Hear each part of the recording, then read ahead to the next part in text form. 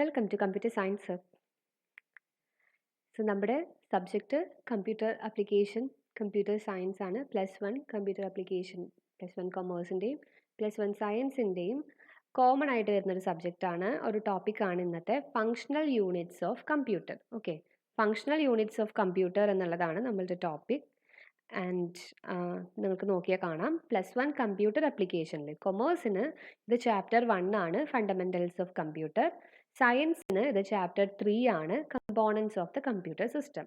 Okay, ഇതിന് മുൻപ് നമ്മൾ ഡിസ്കസ് ചെയ്ത ടോപ്പിക്ക് ഡാറ്റ പ്രോസസ്സിംഗ് ആയിരുന്നു, സ്റ്റേജസ് ഇൻ ഡാറ്റ പ്രോസസ്സിംഗ്. അപ്പോൾ അത് കഴിഞ്ഞ് വരുന്ന രണ്ടിലും അത് കഴിഞ്ഞ് വരുന്ന ടോപ്പിക്കാണ് ഫങ്ഷണൽ യൂണിറ്റ്സ് ഓഫ് കമ്പ്യൂട്ടർ. നമുക്ക് സ്റ്റാർട്ട് ചെയ്യാം. വളരെ സിമ്പിൾ ആയിട്ടുള്ള ടോപ്പിക്കാണ്, എന്നാൽ ഇമ്പോർട്ടൻറ്റും ആണ് കേട്ടോ. Even though computers differ in size, shape, performance and cost over the years, the basic organization of a computer is the same. മനസ്സിലായോ? കമ്പ്യൂട്ടേഴ്സ് പണ്ട് തൊട്ട് ഇപ്പോൾ വരെ ഒരുപാട് ചേഞ്ചസ്, പല ജനറേഷനിൽ കൂടെ പോയി, പല ടെക്നോളജി കൂടെ പോയി, അല്ലേ? ഒരുപാട് ചേഞ്ചസ് വന്ന് നിൽക്കുന്നുണ്ട്. എന്നാൽ കൂടിയും അവരുടെ ബേസിക് ഓർഗനൈസേഷൻ എന്ന് പറയുന്നത് സ്റ്റിൽ ദ സെയിം തന്നെയാണ്. Okay, basic organisation of computer is the same. It is based on a model proposed by John von Neumann, a mathematician and a computer scientist. അപ്പോൾ നമ്മൾ ജോൺ വോൺ ന്യൂമാൻ ആർക്കിടെക്ചർ നമ്മൾ പഠിച്ചിട്ടുണ്ടായിരിക്കും, സയൻസിൽ പഠിച്ചിട്ടുണ്ടായിരിക്കും കേട്ടോ, കൊമേഴ്സിൽ പഠിച്ചിട്ടില്ല. Von Newman architecture നമ്മൾ പഠിച്ചിട്ടുണ്ട്. അപ്പോൾ സയൻസുകാർക്ക് കുറച്ചുകൂടി എളുപ്പമാണ് ഇത് കേട്ടോ. അപ്പോൾ കൊമേഴ്സിൽ പഠിച്ചിട്ടില്ല, പക്ഷേ പ്രോബ്ലം ഒന്നുമില്ല. ജോൺ വോൺ ന്യൂമാൻ എന്ന് പറഞ്ഞൊരു സയൻറ്റിസ്റ്റ് നമ്മളുടെ ബേസിക് കമ്പ്യൂട്ടർ ആർക്കിടെക്ചർ ഒരു മോഡൽ പ്രപ്പോസ് ചെയ്തിട്ടുണ്ട്. ആ മോഡലിനെ ബേസ് ചെയ്തിട്ടാണ് അന്ന് തൊട്ട് ഇന്ന് വരെയുള്ള കമ്പ്യൂട്ടേഴ്സ് ഒക്കെ ഇരിക്കുന്നത്. ഓക്കെ, അപ്പോൾ ആ മോഡൽ വെച്ച് നോക്കിക്കഴിഞ്ഞാൽ the functional units of a computer consist of mainly ഇതൊക്കെയാണ് ഫങ്ഷണൽ യൂണിറ്റ്. ഒരു ഇൻപുട്ട് യൂണിറ്റ് ഉണ്ടായിരിക്കും, സെൻട്രൽ പ്രോസസ്സിംഗ് യൂണിറ്റ് ഉണ്ടായിരിക്കും CPU, സ്റ്റോറേജ് യൂണിറ്റ് ഉണ്ടായിരിക്കും ആൻഡ് ഔട്ട്പുട്ട് യൂണിറ്റ് ഉണ്ടായിരിക്കും. ഇത്രയും കാര്യങ്ങളാണ് ഒരു കമ്പ്യൂട്ടറിൽ ഉണ്ടാവുക. Input unit, then central processing unit, storage unit, then output unit. ഈ 4 പാർട്സ് ആവുമ്പോഴാണ് കമ്പ്യൂട്ടർ ഒരു കംപ്ലീറ്റ് കമ്പ്യൂട്ടർ ആവുന്നത്. Each of this unit is assigned up to perform a particular task. ഓരോന്നിനും ഓരോ ഫംഗ്ഷൻസ് ആയിരിക്കും ഉണ്ടായിരിക്കുക. അതാ ഇതാണ് നമ്മുടെ functional units of a computer എന്ന് പറയുന്നത്. അപ്പോൾ ഇതിൽ എല്ലാ പാർട്ടും ഡീറ്റെയിൽ ആയിട്ട് കാണിച്ചിട്ടുണ്ട്. ഇതാ input unit data and instructions കൊടുക്കുന്നത്, അതായത് പുറത്ത് എക്സ്റ്റേണൽ വേൾഡ് ആയിട്ട് കമ്മ്യൂണിക്കേറ്റ് ചെയ്യുന്നവരാണ് ഇൻപുട്ട് യൂണിറ്റും ഔട്ട്പുട്ട് യൂണിറ്റും. ഇൻപുട്ട് യൂണിറ്റിൽ കൂടിയാണ് നമ്മൾ കമ്പ്യൂട്ടറിലേക്ക് വേണ്ട ഡാറ്റയും ഇൻഫർമേഷനും ഒക്കെ കൊടുക്കുന്നത്.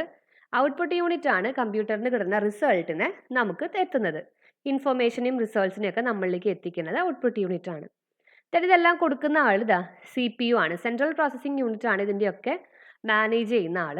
ദെൻ ഇവിടെ ഒരു സ്റ്റോറേജ് യൂണിറ്റ് ഉണ്ട്, അതായത് ഈ ഡാറ്റാസ് ഒക്കെ സ്റ്റോർ ചെയ്യണമെങ്കിൽ, റിസൾട്ട്സ് സ്റ്റോർ ചെയ്യണമെങ്കിൽ ഇവിടെ ഒരു സ്റ്റോറേജ് യൂണിറ്റ് വേണം.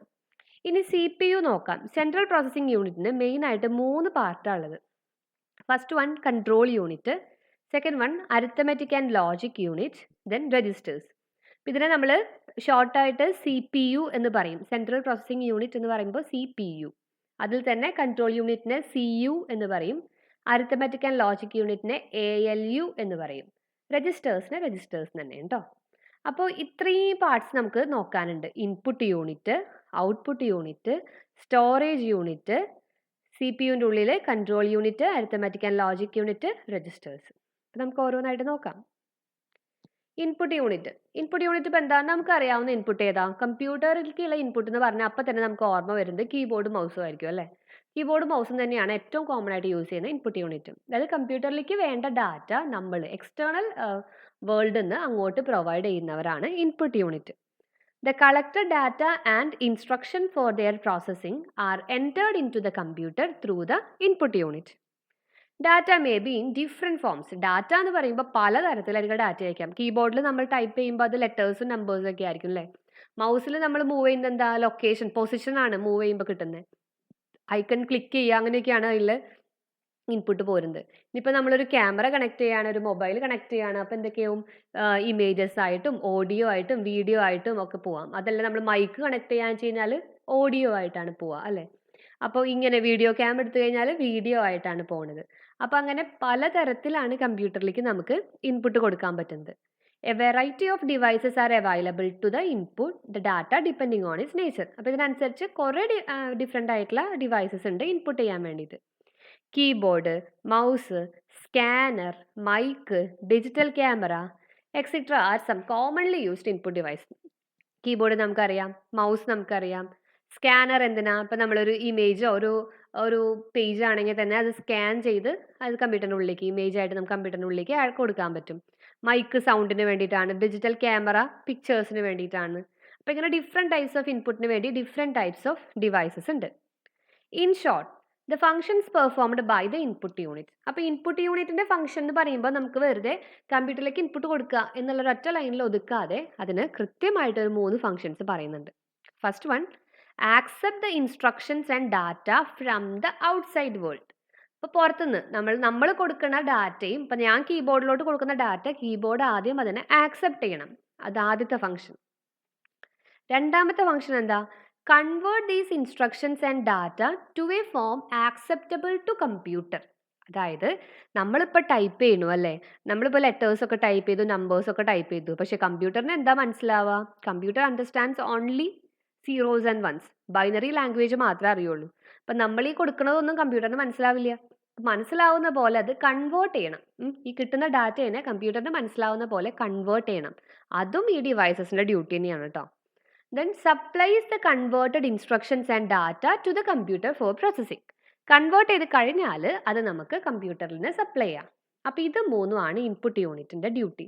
അപ്പോൾ ഡ്യൂട്ടി എന്ന് പറയുമ്പോൾ കമ്പ്യൂട്ടറിലേക്ക് ഇൻപുട്ട് കൊടുക്കുക, ഒറ്റ വാക്കിൽ നമുക്ക് പറയാം. പക്ഷെ അതിൻ്റെ പുറകിൽ നടക്കുന്ന കാര്യങ്ങൾ, it will accept the data from outside world first, then convert the data in to the form acceptable by the computer. Convert ചെയ്ത് കഴിഞ്ഞാൽ എന്ത് വേണം? Supplies the converted data to the computer. Input യൂണിറ്റിൽ നോക്കേണ്ടത് അതിൻ്റെ ഫംഗ്ഷൻ, പിന്നെ കുറച്ച് example, keyboard, mouse, mic, camera, okay, scanner, ഇതെല്ലാം. അടുത്തത്, അപ്പോൾ ഇൻപുട്ട് ചെയ്തു, നമ്മളത് കമ്പ്യൂട്ടറിന് കൊടുത്തു. മേടിക്കുന്ന ആൾ സെൻട്രൽ പ്രോസസ്സിംഗ് യൂണിറ്റ് ആണ്. And CPU is the brain of the computer. നമ്മൾ ചെറുപ്പം തൊട്ട് പഠിച്ചിട്ടുണ്ട്, CPU is the brain of the computer. അപ്പം നമ്മളുടെ ബ്രെയിൻ നമുക്ക് എന്തൊക്കെ ചെയ്യുന്നത്? നമുക്ക് തിങ്കിങ് കപ്പാസിറ്റി തരുന്നതും നമ്മളുടെ എല്ലാ കാര്യങ്ങളും കൺട്രോൾ ചെയ്യുന്നതും ഒക്കെ ബ്രെയിനാല്ലേ. അപ്പോൾ അതുപോലെ തന്നെയാണ് കമ്പ്യൂട്ടറിന്. In a human body all major decisions are taken by the brain. Other parts of the body function as directed by the brain. നമ്മളുടെ ബാക്കി പാർട്സൊക്കെ ബ്രെയിൻ പറയണ പോലെയാണ് നീങ്ങുക. നമുക്കിപ്പോൾ ഒരു കൈ അങ്ങോട്ട് നീക്കണം, അതെന്തെങ്കിലും ഒരു സാധനം ഹോൾഡ് ചെയ്യണം എന്നൊക്കെ ഉണ്ടെങ്കിൽ എന്ത് വേണം? ബ്രെയിനിൽ നിന്ന് അതിനുള്ള സിഗ്നൽ പോകണം അത് ഹോൾഡ് ചെയ്യാൻ. അപ്പോൾ അതിന് വേണ്ട നെർവ്സോ അതിന് വേണ്ട ബോഡി പാർട്സൊക്കെ മൂവ് ചെയ്യും, എന്നിട്ടാണ് അത് ചെയ്യുക. അത് എല്ലാ കാര്യങ്ങളും കൺട്രോൾ ചെയ്യുന്നത് ബ്രെയിനാണ്. അതുപോലെ കമ്പ്യൂട്ടറിലും അതിൻ്റെ എല്ലാ കമ്പോണൻസിനെയും all major computations and comparisons are made inside the CPU. CPU തീരുമാനിക്കുന്ന പോലെയാണ് നമ്മളുടെ കമ്പ്യൂട്ടറിലെ കാര്യങ്ങളൊക്കെ നടക്കുകയുള്ളൂ. മനസ്സിലായോ? It is also responsible for activating and controlling the operations of other units of the computer. ബാക്കി എല്ലാവരെയും മേജർ ഡിസിഷൻസ് എടുക്കുന്നതും കമ്പ്യൂട്ടേഷൻസും കാൽക്കുലേഷൻസും ഒക്കെ നടത്തുന്നതും അതുപോലെ തന്നെ ബാക്കി എല്ലാവരും ഇൻപുട്ട് യൂണിറ്റിനെ കൺട്രോൾ ചെയ്യണം, ഔട്ട്പുട്ട് യൂണിറ്റിനെ കൺട്രോൾ ചെയ്യണം, CPU-ൻ്റെ ഉള്ളിൽ തന്നെയുള്ള ബാക്കി പാർട്സിനെ കൺട്രോൾ ചെയ്യണം. അങ്ങനത്തെ എല്ലാ കാര്യങ്ങളും ചെയ്യുന്നത് CPU ആണ്. The functions of CPU are performed by 3 components. CPU-ൻ്റെ ഉള്ളിൽ നമ്മൾ 3 കമ്പോണൻസിനെ കണ്ടല്ലോ, അവർ 3 പേരുമാണ് CPU-ലെ എല്ലാ ഫംഗ്ഷനും ചെയ്യുന്ന ആൾ. ആദ്യത്തെ ആൾ arithmetic logic unit ALU, control unit CU and registers. അപ്പം ഇനി ഓഫ് കോഴ്സ് നമുക്ക് എന്ത് വേണം? ഓരോന്നോരോന്നായിട്ട് നോക്കണം. ആദ്യത്തെ ആൾ arithmetic logic unit or ALU. ഈ ഒരു പാർട്ടിലാണ് നമ്മളുടെ എല്ലാ കമ്പ്യൂട്ടേഷനും നടത്തുന്നത്. കമ്പ്യൂട്ടറാണ് എല്ലാ കാൽക്കുലേഷനും ഒക്കെ നടത്തുന്നത് പറഞ്ഞല്ലോ. ആ ചെയ്യുന്ന എല്ലാതും അരിത്തമെറ്റിക്കും ലോജിക്കുമായിട്ടുള്ള എല്ലാ ഓപ്പറേഷൻസും ചെയ്യുന്നത് ALU ആണ്. The actual operations specified in the instructions are carried out in the arithmetic logic unit. ഒരു ഇൻസ്ട്രക്ഷനിൽ പറയുന്ന എല്ലാ ഓപ്പറേഷൻസും ചെയ്യുന്നത് ALU ആണ്. It performs calculations, logical operations like comparison, decision making, etc. Data and instructions stored in the storage unit are transferred to the ALU and processing takes place in it. ഇപ്പോൾ storage യൂണിറ്റിൽ ഡാറ്റയും ഇൻസ്ട്രക്ഷനൊക്കെ store ചെയ്യും. അപ്പോൾ store ചെയ്ത ഡാറ്റയൊക്കെ ALU-ൽ കൊടുത്തിട്ട് ALU-ലാണ് processing. അത്ര ആലോചിച്ചാൽ മതി. CPU-ൽ എല്ലാ പ്രോസസ്സിങ്ങും ചെയ്യുന്നു പറഞ്ഞു, CPU-ലെ ALU ആണ് ഈ എല്ലാ ഓപ്പറേഷൻസും നടക്കുന്ന സ്ഥലം. Okay. Intermediate results produced by the ALU are temporarily transferred back to the storage and are retrieved later when needed for further processing. ഇപ്പോൾ സ്റ്റോറേജ് യൂണിറ്റിൽ നിന്ന് ALUവിലേക്ക് കൊണ്ടുവരും ഡാറ്റയും ഇൻസ്ട്രക്ഷനൊക്കെയും. ALUവിൽ പ്രോസസ്സിംഗ് നടക്കും. അത് കഴിഞ്ഞ് ഇന്റർമീഡിയറ്റ് റിസൾട്ട് കിട്ടും. ചിലപ്പോൾ ടെമ്പററി ആയിട്ട് അത് സ്റ്റോർ ചെയ്യേണ്ടി വരും. അതിനെ വീണ്ടും സ്റ്റോറേജ് യൂണിറ്റിലേക്ക് തന്നെ കൊടുക്കും. പിന്നെ വീണ്ടും അവിടെ നിന്ന് ആവശ്യമുണ്ടെങ്കിൽ എടുക്കും. അങ്ങനെ അപ്പോൾ എല്ലാ ഓപ്പറേഷൻസും ചെയ്യുന്നത് ALU ആണ്. There is a data flow between storage and ALU many times before the entire processing is completed. അപ്പോൾ ALU എല്ലാ ഓപ്പറേഷൻസ് ചെയ്യുന്നുണ്ടെങ്കിലും ALUവിലേക്ക് വേണ്ട ഡാറ്റ കൊടുക്കുന്നതും ഇൻസ്ട്രക്ഷൻസ് കൊടുക്കുന്നതും ഒക്കെ സ്റ്റോറേജ് യൂണിറ്റിൽ നിന്നാണ് ഇങ്ങനെ വരിക. അപ്പോൾ ഡാറ്റ ഫ്ലോ സ്റ്റോറേജ് യൂണിറ്റും ALUവും തമ്മിൽ കുറേ കമ്മ്യൂണിക്കേഷൻ നടക്കുന്നുണ്ട് കേട്ടോ. ഈ ഓപ്പറേഷൻസ് ഒക്കെ നടക്കും ചെയ്യുമ്പോൾ. കൺട്രോൾ യൂണിറ്റ് ആണ്. ഇപ്പോൾ ഈ CPU ആണ് ബ്രെയിൻ എന്ന് പറഞ്ഞല്ലോ. ആ ബ്രെയിനിലെ എല്ലാവരെയും ഇൻസ്ട്രക്ട് ചെയ്യാനിരിക്കുന്ന ആൾ കൺട്രോൾ യൂണിറ്റ് ആണ്. കൺട്രോൾ യൂണിറ്റിന് വേറെ പണിയൊന്നുമില്ല. മെയിൻ പണി എന്താണ്? എല്ലാവരെയും കൺട്രോൾ ചെയ്യുക. ഇപ്പോൾ ഇവൻ CPUവിലെ ALU ശരിക്കും പണി നടക്കുന്നുണ്ടോ, ALUവിൻ്റെ ഓപ്പറേഷൻസ് ഒക്കെ ചെയ്യുന്നുണ്ടോ, ഇൻപുട്ട് യൂണിറ്റ് ഇൻപുട്ട് കൊടുക്കണോ, ഔട്ട്പുട്ട് യൂണിറ്റ് ഔട്ട്പുട്ട് ചെയ്യണോ, അങ്ങനെ എല്ലാ കാര്യങ്ങളും തീരുമാനിക്കുന്നത് കൺട്രോൾ യൂണിറ്റ് ആണ്. ഇപ്പോൾ നമുക്കൊരു ഇൻപുട്ട് വേണം. നമ്മൾ കൊടുക്കുന്ന ഇൻപുട്ട് ആക്സെപ്റ്റ് ചെയ്യണം. ആക്സെപ്റ്റ് ചെയ്യണമെന്നുണ്ടെങ്കിൽ കീബോർഡിൽ കൂടിയാണ് ഇൻപുട്ട് കൊടുക്കണേ കേട്ടോ. അപ്പോൾ കൺട്രോൾ യൂണിറ്റ് ആദ്യം കീബോർഡിന് സിഗ്നൽ കൊടുക്കണം. ഇതാ ഒരു ഇൻപുട്ട് വരുന്നുണ്ട്, വാങ്ങിച്ചോ എന്ന് പറയണം. അപ്പോഴേ കീബോർഡ് അത് വാങ്ങിക്കുള്ളൂ. ALUവിനോട് പറയണം, ഇതാ ഒരു ഓപ്പറേഷൻ ഉണ്ട്, ഇത് ചെയ്യൂ എന്ന് പറയും, ഒരു അഡീഷൻ ചെയ്യണം. അങ്ങനെ പറഞ്ഞാൽ ALU ചെയ്യും. മനസ്സിലായോ? അപ്പോൾ എല്ലാവരോടും ഇന്നതൊക്കെ ചെയ്യണം എന്ന് പറയുന്ന ആളാരാ? കൺട്രോൾ യൂണിറ്റ് ആണ്. Each of the functional units has its own function, but none of these will perform the function until it is asked to. Okay, എല്ലാവർക്കും അവരവരുടേതായ ഡ്യൂട്ടി ഉണ്ട്. ഇൻപുട്ട് യൂണിറ്റിന് ഒരു ഡ്യൂട്ടി, ഔട്ട്പുട്ട് യൂണിറ്റിന് ഒരു ഡ്യൂട്ടി, ALUവിന് ഒരെണ്ണുണ്ട്, സ്റ്റോറേജ് യൂണിറ്റിന് ഒരെണ്ണുണ്ട്, ഇതൊക്കെ ഉണ്ട്. പക്ഷെ ഇവരുടെയൊക്കെ കുഴപ്പം എന്താ? പറഞ്ഞില്ലെങ്കിൽ ആരും ഒന്നും ചെയ്യില്ല, പറഞ്ഞാൽ മാത്രമേ ചെയ്യുള്ളൂ. അപ്പോൾ ഇവരെയൊക്കെ ഇങ്ങനെ ഓർമ്മിപ്പിക്കാനിരിക്കുന്ന ആളാണ് ആര്? Control unit. This task is assigned to the control unit. It invokes the other units to take charge of the operation they are associated with. മനസ്സിലായല്ലോ? ഓരോരുത്തരെയും അവരവരുടെ പണീനെ ഡ്യൂട്ടീനെ പറ്റി ഓർമ്മിപ്പിച്ച് അത് ചെയ്യിക്കുന്ന ആളാണ് control unit. It is the central nervous system that manages and coordinates all other units of the computer. അപ്പം നമ്മളുടെ ബ്രെയിനിലെ central nervous system ഉണ്ടല്ലോ, എല്ലാവരെയും കൺട്രോൾ ചെയ്യുന്നത്. അതേപോലെ തന്നെയാണ് കൺട്രോൾ യൂണിറ്റും. ഇയാളാണ് എല്ലാവരെയും കൺട്രോൾ ചെയ്ത് കോർഡിനേറ്റ് ചെയ്ത് നിർത്തുന്നത്. It obtains instruction from the program stored in the memory, interprets the operation, issues signals to the unit concerned in the system to execute them. അപ്പോൾ ഇതൊക്കെ ചെയ്യാൻ ഇയാൾക്ക് കൺട്രോൾ യൂണിറ്റിനോട് തന്നെ മനസ്സിലാവുന്നത് എങ്ങനെയാണ്? ഓരോരുത്തരെയും ഇൻസ്ട്രക്ട് ചെയ്യാൻ മനസ്സിലാവുന്നത് ആസ് പെർ അവർ പ്രോഗ്രാമാണ്. നമ്മൾ ഓൾറെഡി ഒരു പ്രോഗ്രാം ചെയ്ത് കൊടുത്തിട്ടുണ്ടാവുമല്ലോ. ആ പ്രോഗ്രാമിനെ ബേസ് ചെയ്ത് ആ പ്രോഗ്രാമിന് വേണ്ട കാര്യങ്ങൾ എന്താണെന്നൊക്കെ മനസ്സിലാക്കി അതിന് വേണ്ട സിഗ്നൽസ് ഒക്കെ റെഡിയാക്കി വെച്ചിട്ടുണ്ടാവും. എന്നിട്ട് ആവശ്യത്തിനനുസരിച്ച് ഓരോരുത്തർക്ക് വേണ്ട ഇൻസ്ട്രക്ഷൻസ് കൊടുക്കുക. അതാണ് കൺട്രോൾ യൂണിറ്റിന്റെ ഡ്യൂട്ടി. മനസ്സിലായല്ലോ? കൺട്രോൾ യൂണിറ്റ് ആണ് എല്ലാവരെയും കൺട്രോൾ ചെയ്യുന്നത്. ആൻഡ് അത് ബേസ്ഡ് ഓൺ നമ്മളുടെ പ്രോഗ്രാം ആണ്. അത്രയും പോയിന്റ്സ് ആണ് ഓർത്ത് വെക്കേണ്ടത് കേട്ടോ. രജിസ്റ്റർ എന്ന് പറഞ്ഞ ഒരു കാറ്റഗറിയും കൂടി ഉണ്ടായിരുന്നു ഈ CPUവിൻ്റെ ഉള്ളിൽ അല്ലേ. ഇത് ടെമ്പററി സ്റ്റോറേജ് എലമെന്റ്സ് ആണ് that facilitate the functions of CPU. ഇപ്പോൾ CPUവിൽ കുറേ ഓപ്പറേഷൻസ് ഒക്കെ നടക്കുമല്ലോ, ALUവിൽ കുറേ ഓപ്പറേഷൻസ് നടക്കണില്ലേ. അപ്പോൾ കിട്ടുന്ന റിസൾട്ട് സ്റ്റോർ ചെയ്യാനും അതിലേക്ക് വേണ്ട ഡാറ്റാസ് സ്റ്റോർ ചെയ്യാനും ഒക്കെയുള്ള ഒരു ടെമ്പററി ആയിട്ടുള്ള സ്റ്റോറേജ് ലൊക്കേഷൻ ആണ് രജിസ്റ്റേഴ്സ്. അവരുടെ ഗുണം എന്താണെന്ന് വെച്ച് കഴിഞ്ഞാൽ അവർ ചെറിയ സൈസാണ്, പക്ഷെ ഭയങ്കര ഫാസ്റ്റാണ്. CPU എന്ന് പറയുന്നത് ഹൈലി ഫാസ്റ്റർ ആയിട്ടുള്ള ഒരു സംഭവമാണ് CPU. അതുപോലെ നമ്മളുടെ മെമ്മറി യൂണിറ്റ് നമ്മൾ പറഞ്ഞല്ലോ, മെമ്മറി നമ്മൾ പഠിക്കാൻ പോകുന്നുണ്ട്. അപ്പോൾ മെമ്മറീൻ്റെ സ്പീഡും CPUവിൻ്റെ സ്പീഡും തമ്മിൽ, അതായത് CPU വളരെ ഫാസ്റ്റായിട്ട് ഓടും, മെമ്മറി ഓടിക്കഴിഞ്ഞാൽ CPUവിൻ്റെ അത്രയ്ക്ക് എത്താൻ ഭയങ്കര ബുദ്ധിമുട്ടാണ്. അപ്പോൾ എന്ത് ചെയ്തു? CPUവിൻ്റെ കൂടെ ഓടാൻ പറ്റുന്ന ഒരാളാണ് രജിസ്റ്റേഴ്സ് എന്ന് പറഞ്ഞാൽ അത്രയും ഫാസ്റ്റാണ്. അപ്പോൾ CPUവിൽ നിന്ന് കിട്ടുന്ന ഡാറ്റാസ് ഒക്കെ എടുക്കാനും CPUവിലേക്ക് ഡാറ്റ കൊടുക്കാനും ഒക്കെയും ഏറ്റവും എളുപ്പം രജിസ്റ്റേഴ്സ് ആയിട്ടാണ്. അപ്പോൾ അങ്ങനെ വരുമ്പോൾ നമുക്ക് അത്യാവശ്യ ഘട്ടത്തിലൊക്കെ ഉപയോഗിക്കാവുന്ന ടെമ്പററി സ്റ്റോറേജ് ലൊക്കേഷൻസ് ആണ് രജിസ്റ്റേഴ്സ്. മനസ്സിലായല്ലോ? CPUവിൻ്റെ കൂടെ ഓടുന്ന ആളാണെന്ന് വിചാരിച്ചോളൂ കേട്ടോ. There are a variety of registers, each designed to store unique items like data, instruction, memory address, results, etc. Registers ശരിക്കും 8 ടൈപ്പ് രജിസ്റ്റേഴ്സ്, കുറേ ടൈപ്പ് ഉണ്ട്. ഓരോന്ന് സ്റ്റോർ ചെയ്യാൻ ഓരോ രജിസ്റ്ററാണ്. അഡ്രസ്സ് സ്റ്റോർ ചെയ്യാൻ ഒരു രജിസ്റ്റർ, ഡാറ്റ സ്റ്റോർ ചെയ്യാൻ ഒരു രജിസ്റ്റർ, ഇൻസ്ട്രക്ഷൻ സ്റ്റോർ ചെയ്യാൻ ഒരെണ്ണം, അങ്ങനെ പലതരം പല പേരുകളുണ്ട് കേട്ടോ. നമ്മളിപ്പോൾ അതൊന്നും അറിയണ്ട, നമുക്ക് കുറച്ചുകൊണ്ട് വലിയ ക്ലാസ്സിലാകുമ്പോൾ നമുക്ക് അതൊക്കെ പഠിച്ചാൽ മതി. Like address register, data register, program counter, അങ്ങനെ കുറേ പേരുകളുണ്ട്. അപ്പോൾ നമുക്കതൊന്നും അറിയണ്ട. കുറേ രജിസ്റ്റേഴ്സ് ഉണ്ടെന്ന് മനസ്സിലാക്കാം. ഓരോ രജിസ്റ്റേഴ്സിനും ഓരോ ഡ്യൂട്ടി ഉണ്ട്. പിന്നെ ഈ രജിസ്റ്റേഴ്സിൻ്റെ ഗുണം എന്താണെന്ന് വെച്ച് കഴിഞ്ഞാൽ അവർ സ്പീഡിൽ ഓടുന്ന ആൾക്കാരാണ് അല്ലേ, ഫാസ്റ്റർ ആണെന്ന്. ദേ ആർ ഫാസ്റ്റർ, സ്മോളർ ആണ്, ഫാസ്റ്റർ ആണ്, പക്ഷേ ഭയങ്കര കോസ്റ്റ്ലിയും ആണ് കേട്ടോ. അവർ ഫാസ്റ്റർ ആയതുകൊണ്ട് തന്നെ കോസ്റ്റ്ലിയും ആണ് കേട്ടോ രജിസ്റ്റേഴ്സ്. അപ്പോൾ ഇത്രയും കാര്യങ്ങളൊക്കെ അറിഞ്ഞിരിക്കുക കേട്ടോ. നമ്മൾ CPU കഴിഞ്ഞു. CPU ബ്രെയിനാന്ന് പറഞ്ഞു. ബ്രെയിനിൻ്റെ ഉള്ളിൽ 3 ആൾക്കാരുണ്ട്. ALU ഉണ്ട്, കൺട്രോൾ യൂണിറ്റ് ഉണ്ട്, രജിസ്റ്റർ ഉണ്ട്. ALU എല്ലാ പണിയും ചെയ്യുന്ന ആൾ ALU ആണ്. കൺട്രോൾ യൂണിറ്റ് എന്താ? എല്ലാ പണിയും എടുപ്പിക്കുന്ന ആളാണ് കൺട്രോൾ യൂണിറ്റ്. രജിസ്റ്റേഴ്സ് ആരാ? CPUവിൻ്റെ കൂടെ ഓടുന്ന നല്ല ഫാസ്റ്റർ ആയിട്ടുള്ള ചെറിയ മെമ്മറി, അതാണ് രജിസ്റ്റേഴ്സ്. ഇനി സ്റ്റോറേജ് യൂണിറ്റ്. സ്റ്റോറേജ് യൂണിറ്റ് ഇപ്പം നമ്മുടെ ഫോണിൽ നമുക്കറിയാലോ, സ്റ്റോറേജ് യൂണിറ്റ് എന്ന് പറയുമ്പോൾ എല്ലാവരും ഫോൺ ആലോചിക്കുക. ഫോണിൽ ഇൻറ്റേർണൽ മെമ്മറി ഉണ്ട്, എക്സ്റ്റേണൽ വേണമെങ്കിൽ നമ്മൾ മെമ്മറി കാർഡ് ഇടും അല്ലേ. എക്സ്റ്റേണൽ മെമ്മറി ഉണ്ട്. ക്യാഷ് എന്ന് പറഞ്ഞാൽ നമ്മൾ കേട്ടിട്ടുണ്ട്. ക്യാഷ് മെമ്മറി എന്നൊക്കെ, ക്യാഷ് ക്ലിയർ ചെയ്യാന്നൊക്കെ കുറേ പേരൊക്കെ കേട്ടിട്ടുണ്ടാവും. അപ്പോൾ ഇതൊക്കെ മെമ്മറി ആയിട്ട് കണക്ട് ചെയ്തിട്ടുള്ള കാര്യങ്ങളല്ലേ. ഇതേപോലെ തന്നെയാണ് കമ്പ്യൂട്ടറിലും. The data and instructions entered in the computer through input unit are stored inside the computer before actual processing starts.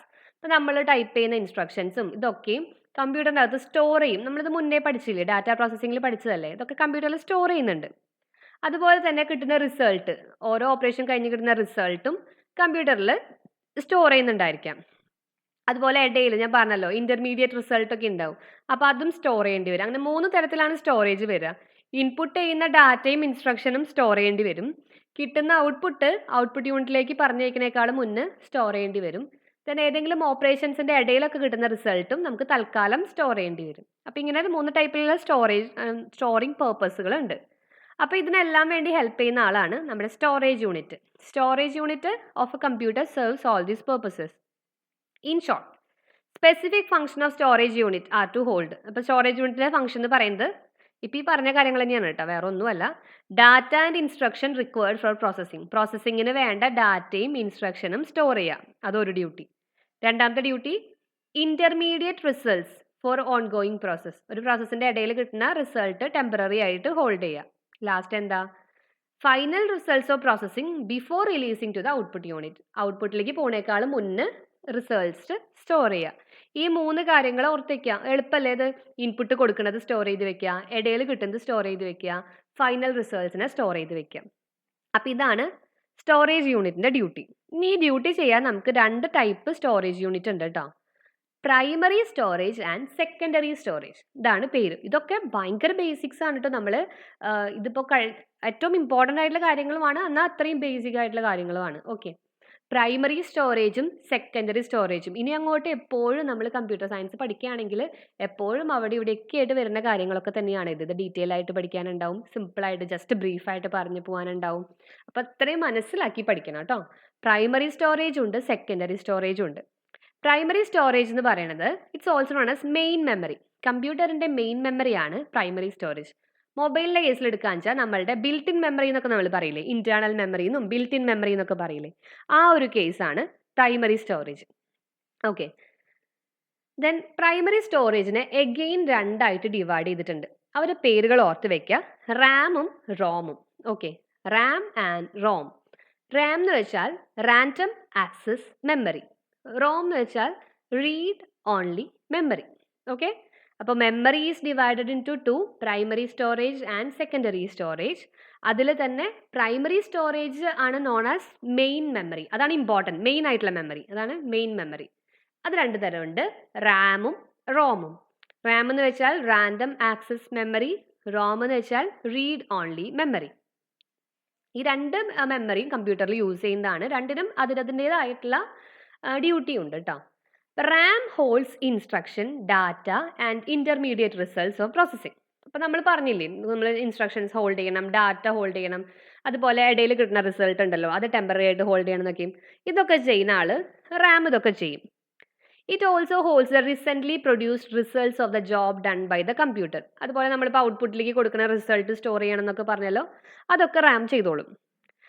Rome contains instructions for the startup procedure of the computer. Computer start ചെയ്യാൻ വേണ്ട instructions ആണ് സാധാരണ റോമിൽ ഉണ്ടാവുക. അതായത് നമ്മൾ computer on ആക്കുമ്പോൾ ഈ ലോഡിംഗ് ഒക്കെ കാണില്ലേ, നിങ്ങൾ ബൂട്ടിംഗ് എന്നുള്ള വാക്ക് കേട്ടിട്ടുണ്ടോ?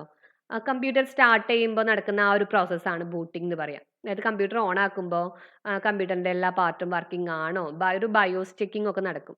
നമുക്ക് അതിലേക്കൊന്നും പോകണ്ട. അതായത് കമ്പ്യൂട്ടർ ഓക്കെ ആണോ, ഇയാൾ വർക്ക് ചെയ്യാൻ റെഡി ആണോ എന്നൊക്കെ ചെക്ക് ചെയ്യും.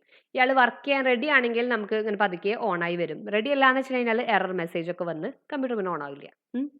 അപ്പോൾ ആ ഒരു ചെക്കിങ് നടക്കാൻ സ്റ്റാർട്ട് ചെയ്യാൻ വേണ്ട ഇൻസ്ട്രക്ഷൻസ് ഒക്കെ സ്റ്റോർ ചെയ്ത് വെച്ചിട്ടുള്ളത് ഒരു റോമിലാണ്. ഒരു റോം എന്ന് പറഞ്ഞൊരു ചിപ്പ് ഉണ്ട്. റോമിനകത്താണ് അങ്ങനത്തെ ഇൻസ്ട്രക്ഷൻസ് ഒക്കെ സ്റ്റോർ ചെയ്യുന്നത്. അപ്പോൾ റാമും റോമും തമ്മിലുള്ള വ്യത്യാസം നമുക്ക് പറയാം. ഇപ്പോൾ central processing unit can directly access the main memory at A very high speed. അപ്പോൾ ഞാൻ പറഞ്ഞ പോലെ സി പി യുവിൻ്റെ കൂടെ ഏതാണ്ട് ഓടാൻ പറ്റുന്ന ആൾക്കാർ തന്നെയാണ് മെയിൻ മെമ്മറി കേട്ടോ. സെക്കൻഡറി മെമ്മറിക്കൊന്നും സി പി യുവിൻ്റെ അടുത്ത് പോലും എത്താൻ പറ്റില്ല. അപ്പോൾ അടുത്ത് എത്താൻ പറ്റുന്ന ആൾക്കാർ മെയിൻ മെമ്മറിയാണ്. പക്ഷെ അതിനേക്കാൾ സ്പീഡാണ് സി പി യുവിന് ഉള്ളിൽ തന്നെ ഇരിക്കുന്ന രജിസ്റ്റേഴ്സിന് കേട്ടോ. ഇപ്പോൾ സെൻട്രൽ പ്രോസസ്സിംഗ് യൂണിറ്റിന് മെയിൻ മെമ്മറീനെ അത്യാവശ്യം നല്ല സ്പീഡിൽ തന്നെ ആക്സസ് ചെയ്യാൻ പറ്റും. പക്ഷേ മെയിൻ മെമ്മറി കോസ്റ്റ്ലി ആണ്, അതുപോലെ തന്നെ ലിമിറ്റഡ് കപ്പാസിറ്റി ഉള്ളൂ. ഓക്കെ, അപ്പോൾ നമുക്ക് സെക്കൻഡറി സ്റ്റോറേജിലേക്ക് പോകുന്നതിന് മുന്നേ ഒരു കാര്യം കൂടെ പറയാം. പ്രൈമറി സ്റ്റോറേജ് ആണ് main memory. Main memory C P യുവിന് ആക്സസ് ചെയ്യാൻ പറ്റുന്ന മെമ്മറി ആണ്, ഫാസ്റ്റർ ആണ്, കോസ്റ്റ്ലി ആണെന്നൊക്കെ നമ്മൾ പറഞ്ഞു. ആ മെയിൻ മെമ്മറിയിൽ 2 എണ്ണം ഉണ്ട്, റാമും റോമും ഉണ്ട്. അപ്പോൾ Ram random access memory, Rome read only memory. അപ്പോൾ ഇത്രയും കാര്യങ്ങളൊക്കെ ഇപ്പം പറഞ്ഞു പോകുന്നുള്ളൂ കേട്ടോ. നമ്മൾ ഇനി ഡീറ്റെയിൽ ആയിട്ട് റാമും റോമും ഒക്കെ പറയും. അപ്പം നമുക്ക് വീണ്ടും പഠിക്കാം കേട്ടോ അതിനെ പറ്റിയിട്ട്. പിന്നെ സെക്കൻഡറി സ്റ്റോറേജ്. സെക്കൻഡറി സ്റ്റോറേജിനെ പ്രൈമറി സ്റ്റോറേജിനെ മെയിൻ മെമ്മറി എന്ന് പറയുന്ന പോലെ സെക്കൻഡറി സ്റ്റോറേജിനെ പറയുന്ന വേറൊരു പേരാണ് ഓക്സിലറി സ്റ്റോറേജ്. ഓക്സിലറി കണ്ടോ, auxiliary storage. It takes care of the limitations of primary storage. Primary സ്റ്റോറേജിന് പറ്റാത്ത കാര്യങ്ങളാണ് ഇയാൾ ചെയ്യുന്നതെന്ന് പറയുന്നത്. പ്രൈമറി സ്റ്റോറേജിന് എന്താ പറ്റാത്തത്? അതായത് പ്രൈമറി സ്റ്റോറേജ് ഭയങ്കര കോസ്റ്റ്ലിയാണ്. അപ്പം നമുക്ക് കൂടുതൽ ഡാറ്റ കൊള്ളണമെങ്കിൽ എന്ത് വേണം? കൂടുതൽ സൈസുള്ള പ്രൈമറി സ്റ്റോറേജ് വേണം. പക്ഷേ സൈസ് കൂടുന്തോറും കോസ്റ്റ് ഇങ്ങനെ കൂടിക്കൊണ്ടിരിക്കും. അപ്പോൾ അത് നമുക്ക് അഫോർഡ് ചെയ്യാൻ പറ്റില്ല. അയ്യോ എത്ര കോസ്റ്റ്, അല്ലെങ്കിൽ കമ്പ്യൂട്ടറിന് ഭയങ്കര കോസ്റ്റ് അല്ലേ. ഇനി പ്രൈമറി മെമ്മറി മാത്രം യൂസ് ചെയ്യുന്ന വെച്ച് കഴിഞ്ഞാൽ ഭയങ്കര കോസ്റ്റ്ലി ആയിപ്പോവും. അപ്പം നമുക്കുള്ളൊരു ഓപ്ഷനാണ് സെക്കൻഡറി സ്റ്റോറേജ് അല്ലെങ്കിൽ ഓക്സിലറി മെമ്മറി എന്നുള്ളത്. അതായത് നമുക്ക് കൂടുതൽ ഡാറ്റ കൊള്ളണം. കൂടുതൽ ഡാറ്റ കൊള്ളണമെങ്കിൽ നമ്മളെ ഹെൽപ്പ് ചെയ്യുന്ന ആൾക്കാർ, എന്നാൽ അത്ര കോസ്റ്റ്ലി അല്ല, ചീപ്പർ ആയിട്ടുള്ള ഒരു സെറ്റപ്പാണ് നമ്മളുടെ secondary storage. It has A huge storage capacity and the storage is permanent. അതൊരു കാര്യമാണ്. അതായത് നമ്മളുടെ ഈ റാം ഉണ്ടല്ലോ, റാമിനൊരു കുഴപ്പമുണ്ട്. അതിലുള്ള ഡാറ്റയും, അതായത് ഈ ഷോർട്ട് ടേം മെമ്മറി ഇല്ലേ, റാമിന് ഷോർട്ട് ടേം മെമ്മറിയാണ്. നമ്മൾ അതിൽ കൊടുത്ത ഡാറ്റയോ ഇൻസ്ട്രക്ഷനോ റിസൾട്ടോ എന്തൊക്കെ ഇരുന്നോട്ടെ, പവർ ഓഫാക്കി അടുത്ത പ്രാവശ്യം ഓണാക്കുമ്പോൾ അത് മറന്നു പോവും. അതിന് ആ ഡാറ്റ ഇൻസ്ട്രക്ഷൻസ് ഒന്നും ഓർമ്മയുണ്ടാവില്ല. റോം അങ്ങനെയല്ല കേട്ടോ. റോമിൽ ആ ഡാറ്റയൊക്കെ എപ്പോഴും ഇരിക്കും. അപ്പോൾ അതാണ് ഈ പ്രൈമറി മെമ്മറിയും തമ്മിലുള്ള ഡിഫറൻസ്. നമ്മളുടെ എല്ലാ ഇൻസ്ട്രക്ഷനും ഡാറ്റയും പ്രോസസ്സിങ്ങിന് വേണ്ട റിസൾട്ടും ഒക്കെ സ്റ്റോർ ചെയ്യുന്നത് ആളാരാ? റാം ആണെന്ന് പറഞ്ഞത് അല്ലേ. പ്രൈമറി മെമ്മറിയിലെ റാം ആണ്. പക്ഷേ റാം പവർ ഓഫ് ആയി കഴിഞ്ഞാൽ അതിലെ ഡാറ്റ മുഴുവൻ പോകും. അപ്പോൾ ഒരു പെർമനന്റ് സ്റ്റോറേജ് അല്ല പ്രൈമറി മെമ്മറി. അത് അതിൻ്റെ ഒരു ലിമിറ്റേഷൻ ആണ്. രണ്ടാമത്തെ ലിമിറ്റേഷൻ നമ്മൾ ഓൾറെഡി പറഞ്ഞു. എന്താ? കോസ്റ്റ് ഭയങ്കര കൂടുതലാണ്, സൈസ് കുറവുമാണ്, കൂടുതൽ ഡാറ്റ കൊള്ളില്ല. അപ്പം ഇത് രണ്ടിനും കൂടിയിട്ടുള്ള സൊല്യൂഷൻ ആണ് സെക്കൻഡറി സ്റ്റോറേജ്. അതിനെന്തുണ്ട്? ഹ്യൂജ് കപ്പാസിറ്റി ഉണ്ട്, അതുപോലെ സ്റ്റോറേജ് പെർമനന്റ് സ്റ്റോറേജും ആണ്. ഇവർ മറന്നു പോവില്ല, നല്ല ഓർമ്മയുള്ള ആൾക്കാരാണ് secondary storage. Usually we store data, program, information in the secondary storage. Okay, അപ്പോൾ നമ്മൾ but we have to give instruction explicitly for this. അപ്പോൾ നമുക്ക് ഇതിൽ സ്റ്റോർ ചെയ്യണമെങ്കിൽ നമ്മൾ പ്രോഗ്രാമിൽ അതിനനുസരിച്ച് ഇൻസ്ട്രക്ഷൻസ് കൊടുക്കണം കേട്ടോ. അപ്പം നമ്മൾ സാധാരണ നമുക്ക് മറന്നു പോകാൻ പാടില്ലല്ലോ, നമുക്ക് ഈ ഡാറ്റയും പ്രോഗ്രാംസ് ഒക്കെ ആവശ്യമുള്ളതല്ലേ. അതുകൊണ്ട് സാധാരണ ഇതൊക്കെ സെക്കൻഡറി മെമ്മറിയിലാണ് സ്റ്റോർ ചെയ്യുക കമ്പ്യൂട്ടറിൻ്റെ. എന്നിട്ട് പ്രോസസ്സിങ് ചെയ്യേണ്ട സമയത്ത് ആവശ്യമുള്ള നേരത്ത് അതൊക്കെ റാമിലേക്ക് നമ്മൾ കൊടുക്കും. അതിനനുസരിച്ച് റിസൾട്ടൊക്കെ കിട്ടും. അപ്പോൾ അതൊക്കെ അതിൽ നിന്ന് വേഗം വേഗം സെക്കൻഡറി സ്റ്റോറേജിലേക്ക് മേടിച്ച് വെക്കും. അല്ലെങ്കിൽ ഇതൊക്കെ എന്താ, പവർ പോയി കഴിഞ്ഞാൽ എല്ലാം പോവും. അതാണ് പ്രൈമറി സ്റ്റോറേജിൻ്റെ സിറ്റുവേഷൻ. മനസ്സിലായോ? നമുക്ക് അറിയാവുന്ന സെക്കൻഡറി സ്റ്റോറേജസ് ഒക്കെ ഹാർഡ് ഡിസ്ക്, സി ഡി അറിയാലോ, DVD അറിയാം, മെമ്മറി സ്റ്റിക്ക്, നമ്മൾ പെൻ ഡ്രൈവ് എന്നൊക്കെ പറയുന്നില്ലേ, ഇതൊക്കെയും എക്സാമ്പിൾസ് ആണ് സെക്കൻഡറി സ്റ്റോറേജ് ഡിവൈസസിൻ്റെ കേട്ടോ. Okay, hope the concept is clear. ഇപ്പോൾ പ്രൈമറി മെമ്മറി പറഞ്ഞു, സെക്കൻഡറി മെമ്മറി പറഞ്ഞു. പ്രൈമറി മെമ്മറി ഭയങ്കര ഫാസ്റ്റാണ്, CPU ഈസി ആയിട്ട് ആക്സസ് ചെയ്യാൻ പറ്റും. പക്ഷേ പ്രോബ്ലം എന്താ? അവർ മറന്നു പോവും അല്ലേ. പവർ ഓഫ് ആയി കഴിഞ്ഞാൽ ഡാറ്റ ഇസ് നോട്ട് പെർമനൻറ്റ്. മറന്നു പോകുന്നു in the sense data permanent അല്ല. കൊടുക്കുന്ന ഡാറ്റ പവർ കഴിഞ്ഞാൽ ആ ഡാറ്റ ലോസ്റ്റ് ആവും. പിന്നെ കോസ്റ്റ്ലിയുമാണ്. അപ്പം അതിനൊരു സൊല്യൂഷനായിട്ടാണ് സെക്കൻഡറി സ്റ്റോറേജ് വന്നത്. സെക്കൻഡറി സ്റ്റോറേജിന് ഭയങ്കര കപ്പാസിറ്റിയുമാണ്, പിന്നെ അവരുടെ ഡാറ്റ പെർമനൻറ്റുമാണ്, കോസ്റ്റും കുറവാണ്. അപ്പോൾ എന്തെങ്കിലും ഇത്രയും അധികം അഡ്വാൻറ്റേജ് ഉണ്ടാകുമ്പോൾ എന്തെങ്കിലും ഒരു കുഴപ്പം ഉണ്ടാവണമല്ലോ അല്ലേ. പ്രൈമറി മെമ്മറി കോസ്റ്റ്ലി ആണെന്ന് പറഞ്ഞു, പക്ഷെ ഇവിടെ അതല്ല, ഇതിന് കുറേ കപ്പാസിറ്റി ഉണ്ട്, സ്റ്റോറേജ് പെർമനൻ്റ് ആണ്. അപ്പോൾ ഇതിൻ്റെ പ്രോബ്ലം എന്താണെന്ന് വെച്ച് കഴിഞ്ഞാൽ ഇവർ സ്ലോ ആണ്. ഇയാൾ ഓടിക്കഴിഞ്ഞാൽ കമ്പ്യൂട്ടറിൻ്റെ CPU-ൻ്റെ കൂടെ എത്താനേ പോകുന്നില്ല. ഭയങ്കര സ്ലോ ആണ്. CPU-ൻ്റെ സ്പീഡ് വെച്ച് കമ്പയർ ചെയ്ത് കഴിഞ്ഞാൽ സ്ലോവർ ഡിവൈസസ് ആണ് സെക്കൻഡറി സ്റ്റോറേജ് ഡിവൈസസ്. മനസ്സിലായോ? അപ്പോൾ അതാണ് ഇവരുടെ കുഴപ്പം. അപ്പോൾ ഈ പ്രൈമറി മെമ്മറിയും സെക്കൻഡറി മെമ്മറിയും ഒക്കെ ബാലൻസ് ചെയ്ത് കൊണ്ടുപോയിട്ടാണ് നമ്മളുടെ കമ്പ്യൂട്ടറിൻ്റെ ഓപ്പറേഷൻസ് ഒക്കെ നടക്കണേ കേട്ടോ. നമുക്ക് അടുത്തേക്ക് പോവാം. ലാസ്റ്റത്തെ എന്താ? Output unit. ഔട്ട്പുട്ട് യൂണിറ്റ് എന്ന് പറഞ്ഞാൽ നമുക്ക് എന്താ ഔട്ട്പുട്ട് യൂണിറ്റ്? സ്ക്രീൻ അല്ലേ? അതായത് കമ്പ്യൂട്ടറിൻ്റെ സ്ക്രീൻ എന്താ പറയുക? മോണിറ്റർ. പിന്നെ ഇമ്പോർട്ടൻ്റ് ആയിട്ടുള്ള ഔട്ട്പുട്ട് യൂണിറ്റ് ഏതാ? പ്രിൻ്റർ പറയാം നമുക്ക് അല്ലേ? പ്രിൻ്റർ പറയാം, സ്പീക്കർ പറയാം. നമുക്ക് പുറത്തേക്ക് ഔട്ട്പുട്ട് കിട്ടുന്ന അത് ഒരു ഡിസ്പ്ലേ ആയിട്ടാവാം, ഹാർഡ് കോപ്പി ആയിട്ടാവാം, സൗണ്ട് ആയിട്ടാവാം, ഏതൊക്കെ വഴിക്കാണോ നമുക്ക് ഡാറ്റ കിട്ടുന്നത് ആ ഡിവൈസസിനെ എല്ലാം നമുക്ക് ഔട്ട്പുട്ട് യൂണിറ്റ് എന്ന് പറയാം. Information obtained after data processing is supplied to the outside world through output unit in human readable form. അത് ഇമ്പോർട്ടൻ്റ് ആണ്. കമ്പ്യൂട്ടറിൻ്റെ ഭാഷയിൽ നമുക്ക് തിരിച്ചു തന്നാൽ നമുക്ക് മനസ്സിലാവുമോ? ഇല്ല. സീറോസ് ആൻഡ് വൺസിൻ്റെ കുറേ ആക്കി തന്നാൽ നമുക്ക് മനസ്സിലാവില്ല. നമുക്ക് മനസ്സിലാവുന്ന ഭാഷയിൽ കൺവേർട്ട് ചെയ്ത് തരണം. അപ്പോൾ അത് തരുന്ന ആൾ ഔട്ട്പുട്ട് യൂണിറ്റ് ആണ്. മോണിറ്ററും പ്രിൻ്ററും ആണ് most commonly used output devices. അപ്പോൾ ഫങ്ഷൻസ് എന്തൊക്കെയായിരിക്കും? നേരത്തെ നമ്മൾ ഇൻപുട്ടിൻ്റെ പറഞ്ഞ ഓപ്പോസിറ്റ് ആയിരിക്കും. അതായത് ആദ്യം കമ്പ്യൂട്ടറിൽ നിന്ന് CPU-ന്ന് കിട്ടുന്ന റിസൾട്ട്സ് ഒക്കെ വാങ്ങിച്ചു. അതെന്തായാലും എന്താ CPU-ൻ്റെ ഫോമിലായിരിക്കും, അതായത് കോഡഡ് ഫോമിലായിരിക്കും, സീറോസും വൺസും ഒക്കെ ആയിരിക്കും. പിന്നെ അതിനെ കൺവേർട്ട് ചെയ്ത് നമുക്ക് മനസ്സിലാവുന്ന ഹ്യൂമൻ റീഡബിൾ ഫോമിലേക്ക് ആക്കും. ആഫ്റ്റർ എന്ത് ചെയ്യും? ഈ റിസൾട്ട് ഔട്ട്സൈഡ് വേൾഡിലേക്ക് സപ്ലൈ ചെയ്യും. അപ്പോൾ ഇവരാണ് ഔട്ട്പുട്ട് യൂണിറ്റ്. ഓക്കെ, അപ്പോൾ അത്രയാണ് ഫങ്ഷണൽ യൂണിറ്റ്സ് ഓഫ് കമ്പ്യൂട്ടർ. നമ്മൾ കുറേ കാര്യങ്ങൾ പറഞ്ഞു കേട്ടോ. ഇൻപുട്ട് യൂണിറ്റ് പറഞ്ഞു, ഇപ്പോൾ ഔട്ട്പുട്ട് യൂണിറ്റ് പറഞ്ഞു, ഈ കൊടുക്കുന്ന ഡാറ്റയൊക്കെ സ്റ്റോർ ചെയ്യാൻ സ്റ്റോറേജ് യൂണിറ്റ് പറഞ്ഞു, അതിൽ തന്നെ സെക്കൻഡറി സ്റ്റോറേജും പ്രൈമറി സ്റ്റോറേജും പറഞ്ഞു. പിന്നെ നമ്മുടെ ബ്രെയിൻ CPU, അതിൽ 3 കാര്യങ്ങൾ: control unit, arithmetic logic unit, registers. ഇത്രയും പറഞ്ഞാലാണ് functional units of a computer complete ആവുന്നത്. അപ്പോൾ നമുക്ക് എല്ലാവർക്കും മനസ്സിലായി എന്ന് വിചാരിക്കാം. ഓക്കെ, നന്നായിട്ട് ശ്രദ്ധിച്ചിരുത്തി പഠിക്കുക. ആ പിക്ചർ ഉണ്ടല്ലോ, ആ പിക്ചർ നന്നായിട്ട് പഠിക്കുക. ഓക്കെ, ഇമ്പോർട്ടൻ്റ് ആയിട്ടുള്ള ക്വസ്റ്റൻ ആണ്.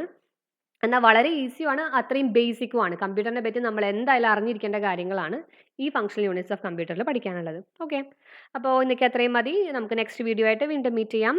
Okay, thank you.